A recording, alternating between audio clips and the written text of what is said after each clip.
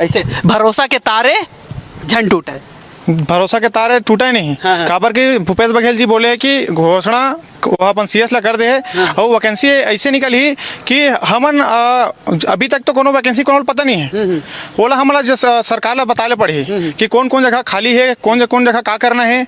काबर की जैसे हमन अस्पताल जाथन, अस्पताल में जैसे कन्नड़ आगे है, ओमे पंजाबी आगे है, ओमे उड़िया आगे है, तो हम जैसे छत्तीसगढ़ी में उठ जाथन छत्तीसगढ़ियन, तो ऐसे होते कि वो मन समझे नहीं। अच्छा, अपन दिन अंदर के पीरा ला जब मरीज ला बताही और सामने वाले समझ ही नहीं तो इलाज का कर ही जी। हाँ। यही कहता हूँ। हाँ, यही कहना चाहता हूँ कि हमन जन बोला छन अंतस के पीरा जन पिरोतन डॉक्टर के सामने बोला हमन नहीं समझ पाते हैं, तो हमन ये चाहतन कि अनुवादक के रूप में छत्तीसगढ़ सरकार है ना, जैसे एम्स हो गए, मेकाहार हो गए, जतका भी निजी अस्पताल है, बड़े बड़े डॉक्टर है, वहाँ अनुवादक के रूप में छत्तीसगढ़ी में करिया लइका मन ला एक अनुवादक के रूप में नौकरी दे जाए। बिल्कुल सही सवाल उठाई।